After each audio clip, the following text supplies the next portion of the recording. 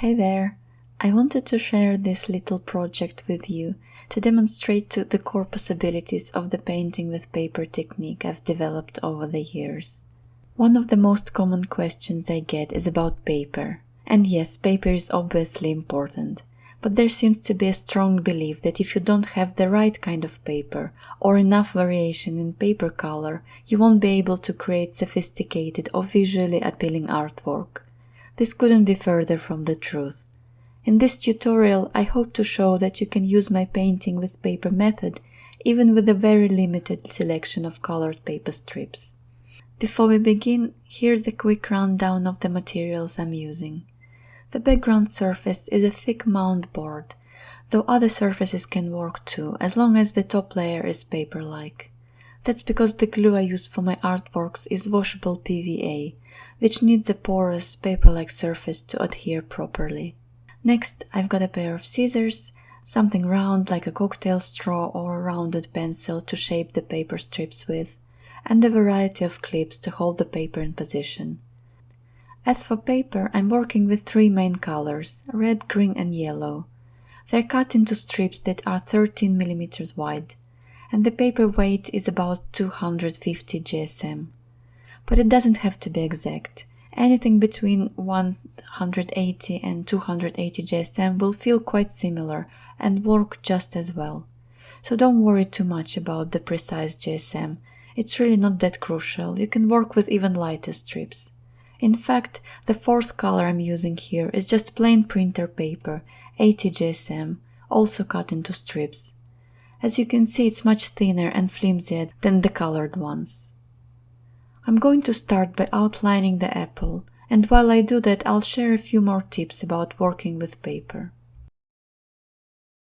For example, notice that the green I've chosen for the apple is a lighter shade, more of a lime green rather than a darker forest green, which doesn't work as well for an apple.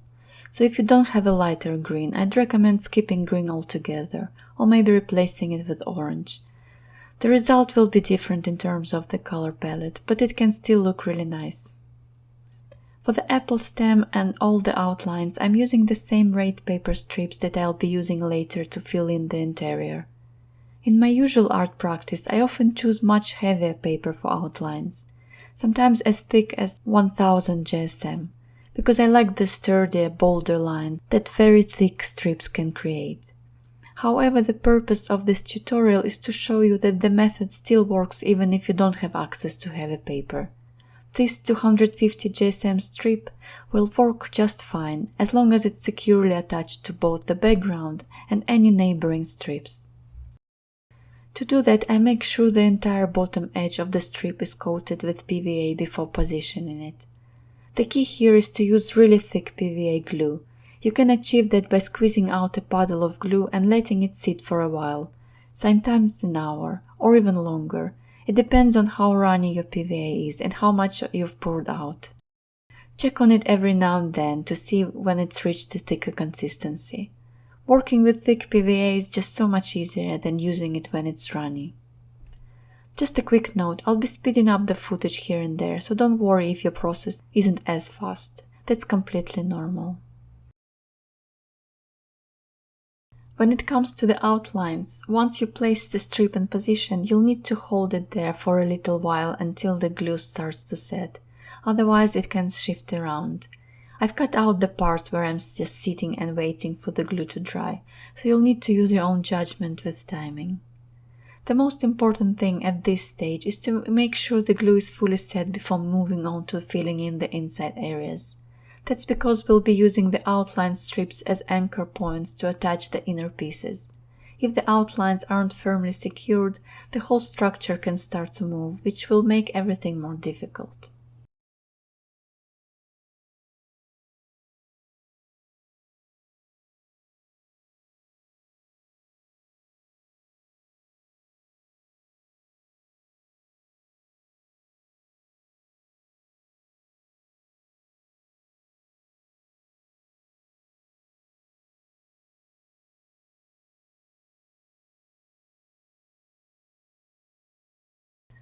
Okay, the outlines are now fully dry and firmly in place, so I can move on to the 3D brush strokes.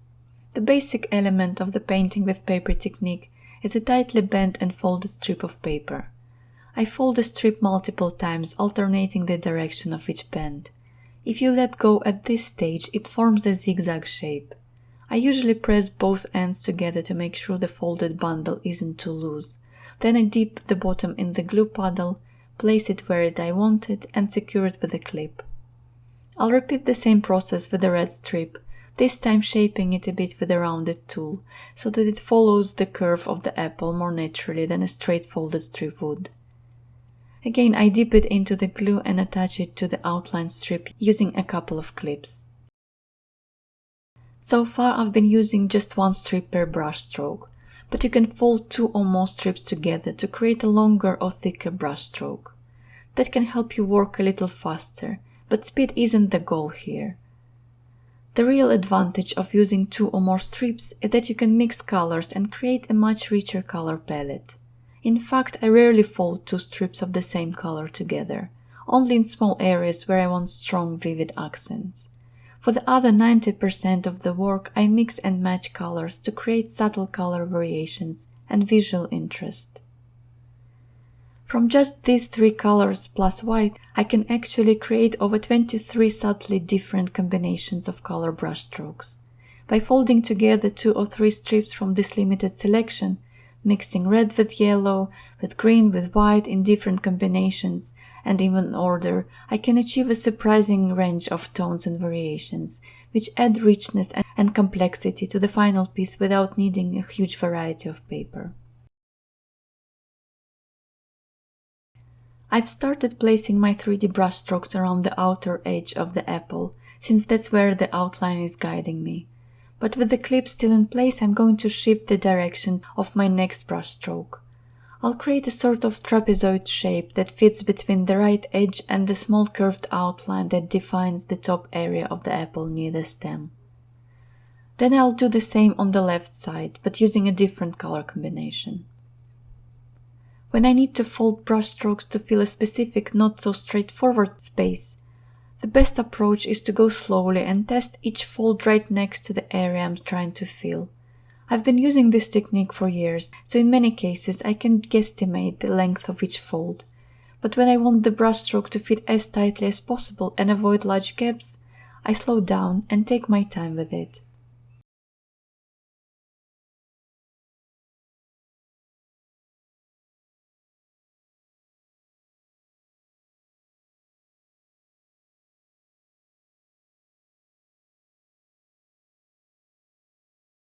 Because the color palette here is limited, some strip combinations will appear chunkier than others. For example, when I mix red, yellow and white, you can clearly see the alternating colors. I don't see that as a problem, but it's something to be aware of. One way to achieve smoother looking blends is to use thinner, more lightweight paper. You'll need more strips to build up the same volume, but the upside is that you get more flexibility when mixing colors. For instance, you could do 2 reds and 1 yellow, 2 yellows and 1 red. That small change can create a subtle variation between brush strokes. I mention this for those who either don't have access to heavier paper or simply find lighter weights easier to work with. Personally, I struggle with lightweight paper. It feels too flimsy for my fingers and just isn't comfortable to handle. The same idea applies to the width of the paper strips. I use 30mm strips because for my hands that feels like the Goldilocks width. Not too narrow, not too wide. I've tried other widths before, settling on this one. But it doesn't mean that you have to use 13mm strip for this technique to work. You can use whatever width feels comfortable for you. I recommend starting with 1cm wide strips and adjusting from there based on how it feels in your hands. Now I'm lightening a red strip by combining it with 2 white ones, then folding it into a brushstroke that will be placed horizontally along the top of the apple. I'm roughly following the contours of the spherical apple shape rather than placing brushstrokes randomly or all in the same direction. This emphasizes the roundness of the apple. That said, there is no correct way to position the strokes. There's a lot of flexibility here, including practical considerations like what angle makes it easier to attach the clips. In most cases, I use the full length of the strip I grabbed, but when working in tighter or smaller areas, it can be more practical to work in shorter segments.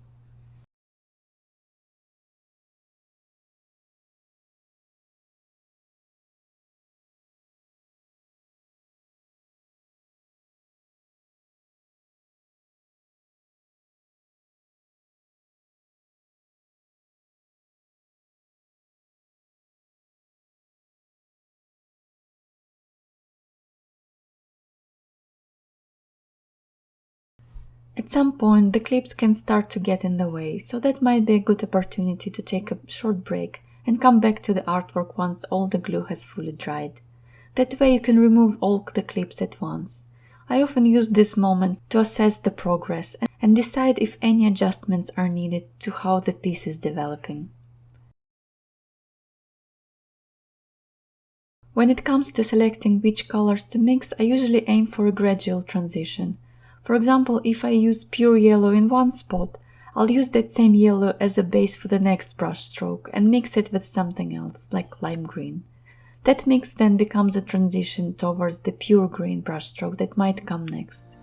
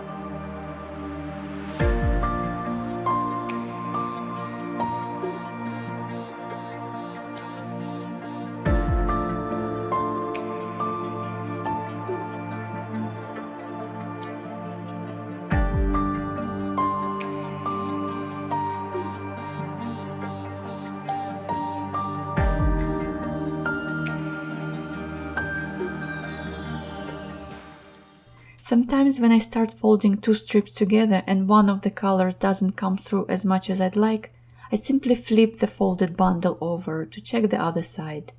Often the mix looks different on the reverse side.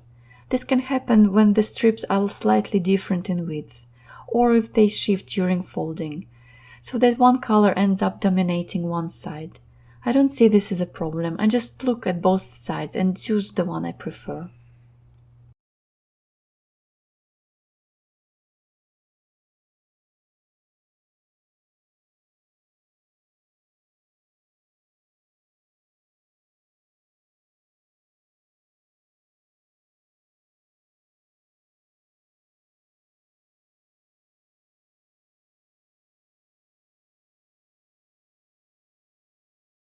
To create a bright light reflection on one side of the apple, I'm using pure white paper, folded as tightly as possible.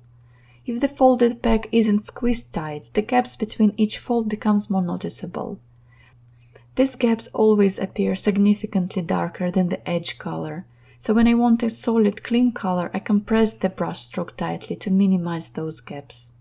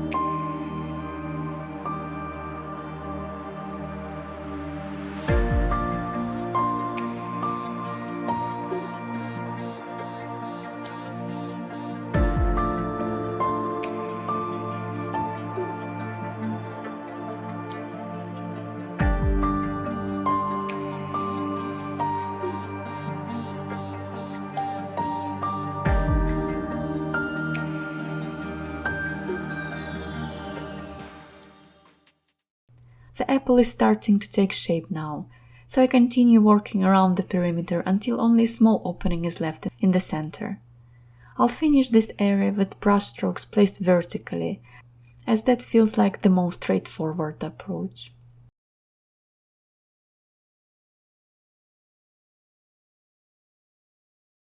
Up until now, I've avoided mixing red and green together.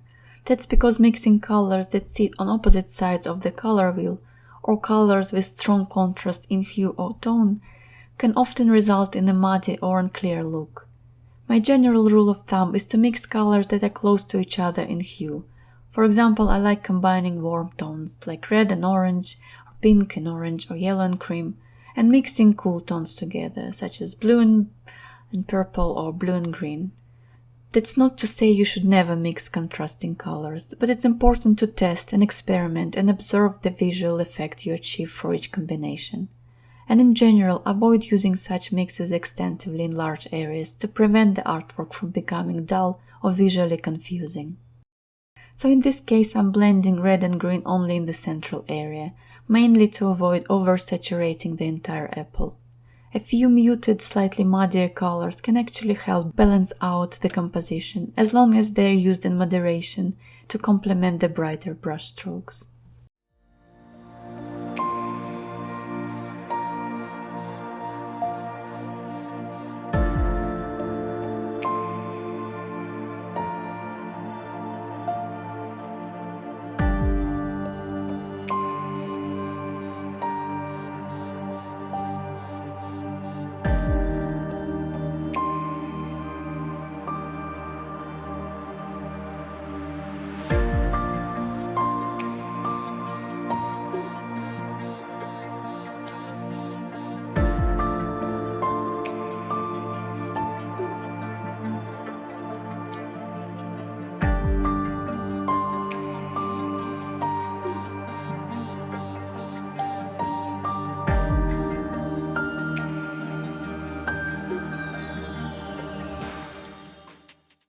Once I've filled the main area, I move on to the top section, which I initially considered leaving blank. But looking at it now, it feels it does need to be filled in for the apple to look complete. So my goal here is to bring some of the same colors I used in the main part up into the top area as well. For this, I'm working with smaller segments, mainly leftovers I cut off while working on the main part.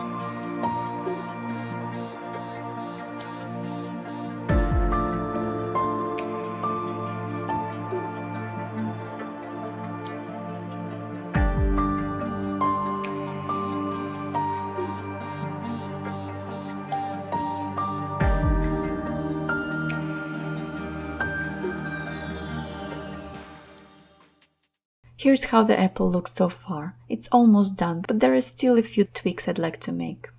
The first thing I often do at this stage is fill in the most noticeable gaps. No matter how precisely I try to pack the brush strokes, some small gaps are always there, and they can sometimes draw unwanted attention. To fix this, I insert tiny pieces of paper, either flat if the gap is long and narrow, or folded if it's more rectangular or thick. The idea is to just squeeze in whatever fits and helps close the space.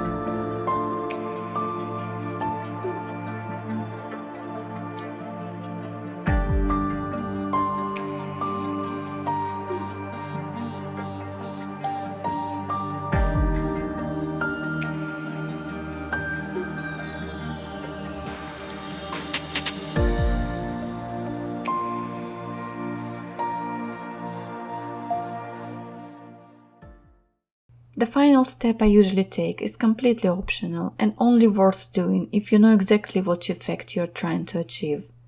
I want to smooth out the transition between a few brush strokes and tone down a couple of small areas that appear a bit too light for my liking. For this part, I typically use Copic brush markers, but any brush markers or even watercolors can work. The key is to use a less is more approach. I'm not repainting the surface, just helping one color transition more smoothly into another by using markers in shades similar to the paper I used.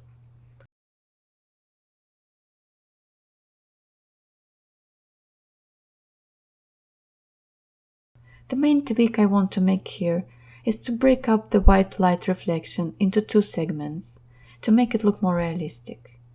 If I were working at a slightly larger scale, I would have done that with the actual colored paper. But since the apple is quite compact, using a marker for that final adjustment is much easier.